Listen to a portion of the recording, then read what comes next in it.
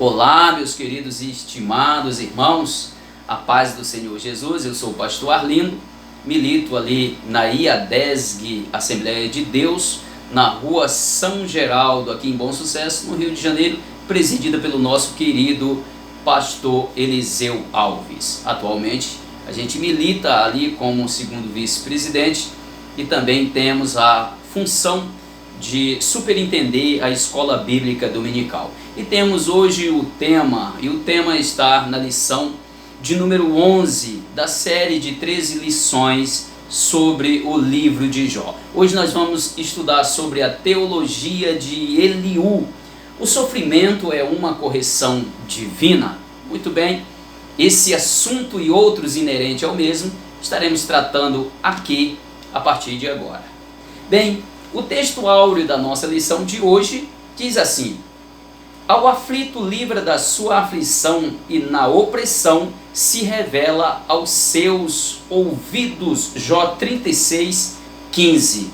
A verdade prática da nossa aula diz: o sofrimento não deve ser visto apenas sobre o aspecto punitivo, mas principalmente educativo. Nós temos aqui uma lição maravilhosa extraída aqui da teologia de Eliú. Eliú, ele concorda em parte com a mesma fala, ele faz coro com os demais amigos de Jó em algumas opiniões, mas em outras ele vai além, ele vai muito além dos seus amigos. É bem interessante, Eliú tinha muito menos idade do que os seus amigos. E ele foi o último a falar. Eu costumo dizer que quem fala por último tem a melhor percepção, tem a melhor versão, porque já ouviu todos. Então é fácil você colher um pouco daqui, um pouco dali e fazer uma análise e aplicar. Geralmente quem fala por último pode ter certeza, tem muito maior chance de acertar. Ou pelo menos falar algo que venha realmente ter coerência com o assunto, com a situação.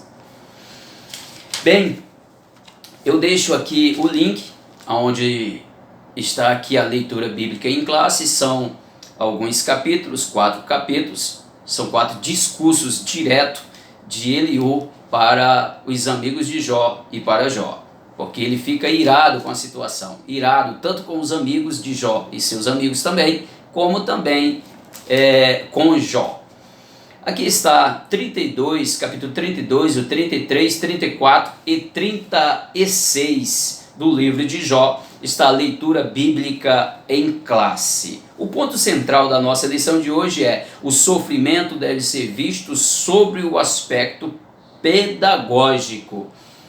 O sofrimento deve ser visto no aspecto pedagógico. Temos algumas referências bíblicas que concordará certamente com o que disse aqui o comentarista pastor José Gonçalves, a quem eu quero parabenizar por essa narrativa maravilhosa e também pela publicação da casa publicadora CPAD, um gráfico excelente, uma lição maravilhosa, tanto excelente na sua narrativa, no seu comentário do pastor José Gonçalves, com toda a sua instrumentalidade, quanto também na capacidade de publicar da casa publicadora CPAD. Parabéns aos nobres dirigentes, diretores desse departamento. Deus em Cristo continue os abençoando.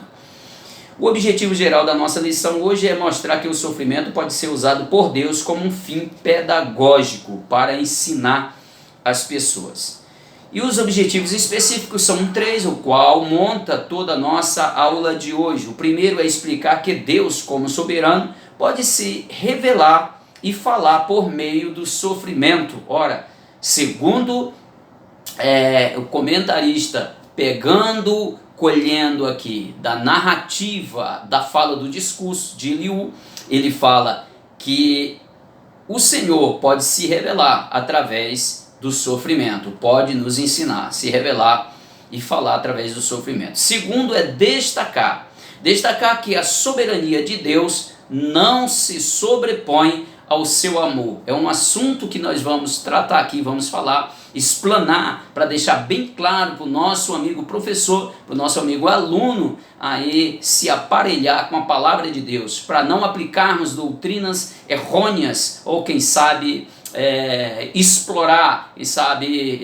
tornar-se uma ditadura cristã sobre as pessoas. Não, nós não queremos aqui criar uma imagem de ditador do nosso Deus, muito pelo contrário, o nosso Deus é nivelado em poder, em amor, em tudo. Terceiro e último é afirmar que Deus não tem prazer no sofrimento, mas pode usar as adversidades para nos educar. Glória a Deus. Então, o primeiro tópico aqui vai falar sobre o sofrimento com uma forma de revelar Deus. O sofrimento com uma forma de revelar Deus. Deus é soberano. Ou seja, aqui Eliú tem mais ou menos aqui uma ideia parecida com os seus amigos, porém ele vai além. Ele fala que Deus é soberano. Os outros também falaram, não se pode questionar a soberania de Deus, não se pode questionar a imensidão do tamanho de Deus, porque Ele é Criador, nós somos criatura, o nosso Deus é um ser transcendente, mas não podemos esquecer que apesar da transcendência de Deus, Ele tem íntimo contato, tem direto contato com a sua criatura, a saber, nós, o ser humano. Deus não nos fez e nos deixou de lado, nos abandonou. Muito pelo contrário, Ele nos criou e Ele tem nos mantido, nos segurado nesta terra. Nós estamos por aqui por causa da sua misericórdia. Muito bem. E ele também aqui destaca que o orgulho do homem priva de ouvir Deus. Ou seja, ele observa desde o primeiro discurso de um dos seus amigos, né? Eu acho que ele faz, e depois Bildade, e após Bildade, o terceiro e último, Zofar. Ele observa o discurso desses três amigos, e ele vê que a defesa de Jó é sempre se justificando e buscando resposta em Deus, mas até então Deus faz um silêncio. Nós estamos estudando já o capítulo de número 32 em diante, do 32 ao 36. Até então Deus está em silêncio, não responde Jó. Então ele acredita que Jó está com um orgulho. Jó tem um orgulho no seu coração e por causa desse orgulho, então Deus tem feito silêncio a Jó, não tem respondido a Jó, simplesmente por causa do seu orgulho. E ele destaca que, ele fala, olha só, o orgulho do homem impede que Deus fale com ele. Ele está dizendo, bloqueia, o orgulho bloqueia, né, o acesso, bloqueia o contato, o diálogo com Deus. Deus faz silêncio para aquele que é orgulhoso, aquele que tem no seu coração o orgulho. Então ele via a defesa, ouvia a defesa, ele ouviu o questionamento, ou seja, o processo de acusação de todos os amigos que antecedera, e todos eles Jó apresentando uma defesa. Então logo Eliú vai concluir, ele vai tomar aquelas palavras todas diante de tudo aquilo que ele ouviu, de tudo aquilo que ele presenciou. Ele vai falar, esse homem tem orgulho no coração. Jó, ele repreende Jó, o teu orgulho tem impedido de Deus falar contigo. Deus não fala com um coração orgulhoso, Deus não fala com um homem com um coração orgulhoso. E o terceiro discurso aqui do capítulo 2 ainda é o mistério da redenção. Aqui ele fala algo muito interessante. Ele vai falar que a enfermidade, o processo que Jó estava passando, poderia também ele clamar a Deus, esvaziar-se de todo o seu orgulho e buscar a Deus, a presença de Deus, tirando, rasgando do seu coração, expurgando do seu coração todo orgulho. Então Deus se revelaria a ele através de anjo. Deus enviaria um anjo. Ele ouviu as palavras de Jó, ele pesquisou, ou seja, ele analisou as palavras de Jó. Jó buscava, Jó anteriormente falara desse anjo, um anjo que manifesta para ajudar. Deus envia com toda a característica de Deus, seria como uma teofania, seria um homem, seria um varão com todo o poder de Deus, manifestaria a sua presença, se manifestaria em conversa, em bate-papo, em tratamento com a pessoa de Jó. Então ele vai e fala aqui que Deus mandaria, por causa dela, ele pode enviar um anjo para anunciar a Jó o seu dever. Está lá em Jó 33, 23. Por causa dessa enfermidade, Jó, por causa desta enfermidade, pode ser uma oportunidade, pode ser uma chance, pode ser algo que Deus está criando para falar contigo através de uma teofania. Ele pode se revelar a você através de um anjo. Era o que ele estava ouvindo na defesa de Jó. Jó tinha apelado para Deus, e eles sabiam que Deus se manifestava aos homens por intermédio de teofania, como apareceu para o pai na fé Abraão, o patriarca Abraão, como apareceram também os anjos, em outras ocasiões, como para Josué: és tu um de nós ou um dos nossos inimigos? Josué capítulo 5. Então vemos por aqui que até aí, então, esse discurso final aqui de Eliú, ele estava correto no que ele falou. O segundo tópico fala sobre o sofrimento como um meio de revelar a justiça e soberania de Deus. Ele está falando: a tua enfermidade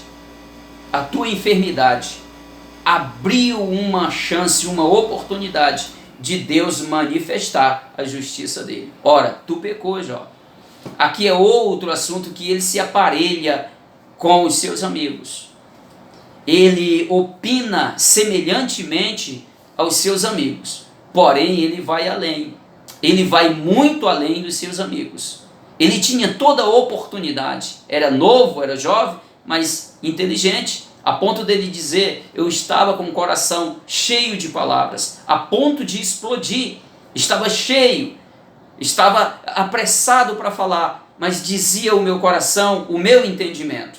Ora, porque naquele tempo acreditava-se que a sabedoria se adquiria por intermédio da idade. Então ele disse: pois que fale a multidão dos dias, que fale os anos, e a multidão de dias conte a sua sabedoria, o seu entendimento. Ou seja, ele respeitou o discurso dos mais antigos, dos mais de idade do que ele. Porém, o momento em que ele teve a oportunidade, ele abriu a sua boca e discursou com ira no seu coração, porque nenhum dos seus amigos acertara no que de fato Jó estava passando. E a defesa de Jó estava aborrecendo ele, porque Jó se justificava. E você pergunta: professor, mas Jó pecou nisso? Eu digo a você, de repente fosse uma outra pessoa que tivesse falado as mesmas coisas que Jó falou, poderia ter pecado. Mas a Bíblia diz que com tudo isso Jó não pecou diante de Deus. E quem pode condenar aquele que Deus justificou?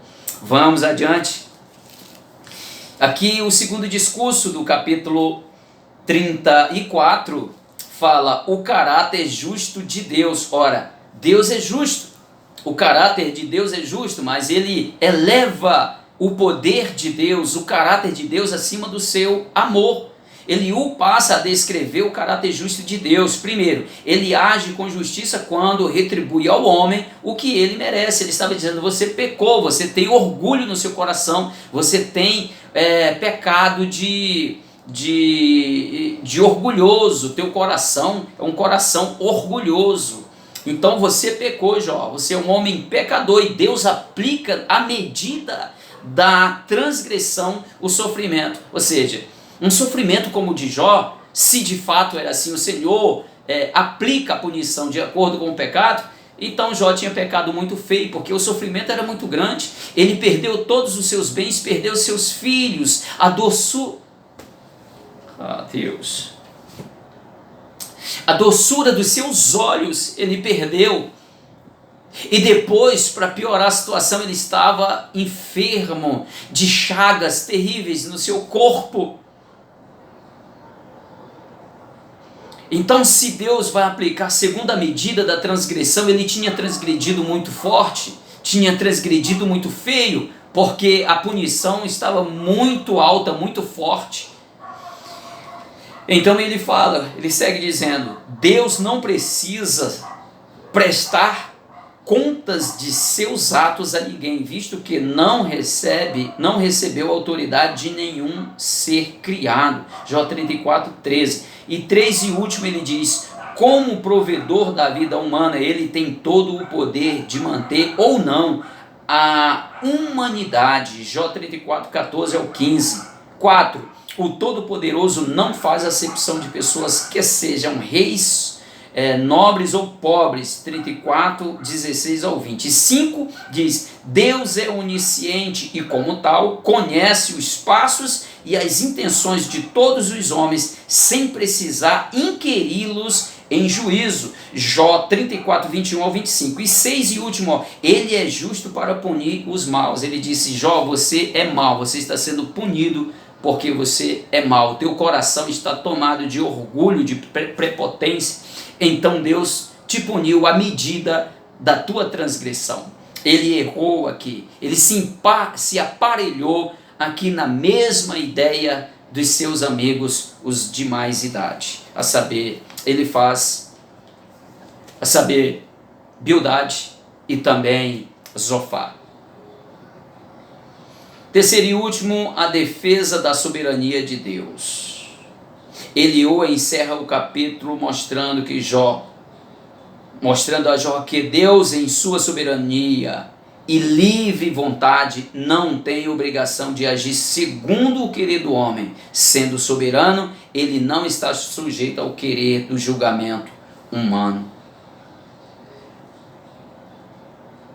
Um exemplo disso está claro no uso da palavra do Todo-Poderoso, que ocorre 31 vezes para Eliú. Portanto, por ser soberano, Deus jamais age com injustiça, como Jó dera a entender. Ou seja, Jó se justificando, se eles tinham na mente, entenda comigo aqui, se eles tinham na mente que as pessoas sofriam por causa dos pecados cometidos, e Jó estava se justificando, é claro que eles iam condenar a Jó, claro que eles iam exaltar a Deus e condenar a Jó, porque certamente na ideia, na mente deles, do que eles entendiam pela tradição religiosa, Jó tinha pecado, estava coberto de pecado, por isso estava recebendo a paga, o sofrimento por causa disso. Ele errara, porque ele exaltou a soberania de Deus, a transcendência de Deus, isso é fato, porém esqueceu de uma coisa, esqueceu do amor de Deus. Temos visto tantas pregações, pessoas que querem fazer questão, eles se esforçam durante todo o seu sermão de mostrar que Deus mata, que Deus pune, que Deus fere, que Deus faz isso e aquilo, esquece de exaltar o amor de Deus, a soberania de Deus em amor. Deus é nivelado em todos os seus atributos. Deus não tem atributos maiores e menores. Ele é pleno em todos os seus valores, em todos os seus atributos. Então a soberania, poder de Deus, autoridade de Deus, todo o poder de Deus, de sondar, de presença, de poder, não está acima do seu amor. João expressa essa grandeza, uma grandeza tal que nenhum ser humano na terra seria capaz de fazer. Deus amou o mundo de tal maneira, aí que deu seu Filho unigênito para todo aquele que nele crê, não pereça, mas tenha vida eterna. Ele expressa que Deus provou o seu amor para conosco, sendo nós ainda pecadores, quando enviou o seu Filho para morrer por nós em morte e morte de cruz. Romanos 5:8.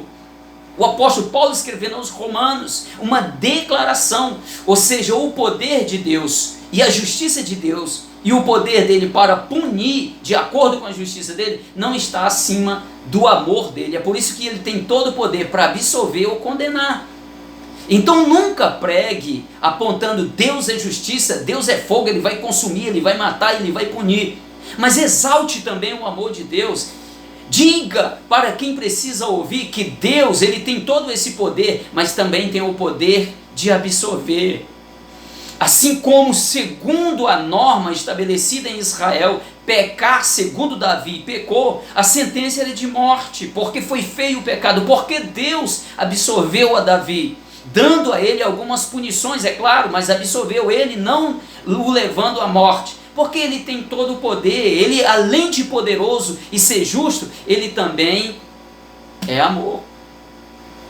Louvado seja o nome do Senhor. Terceiro e último tópico. O sofrimento como instrumento pedagógico de Deus. O caráter pedagógico do sofrimento. Ora, aqui nos é ensinado que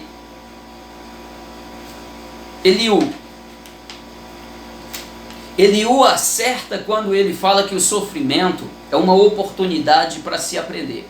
Agora, isso tem coerência com a palavra de Deus. Isso tem coerência bíblica. O apóstolo Paulo, lá em Filipenses, capítulo 4, versículos 12 e 13, que vai discorrer, ele vai ali descrever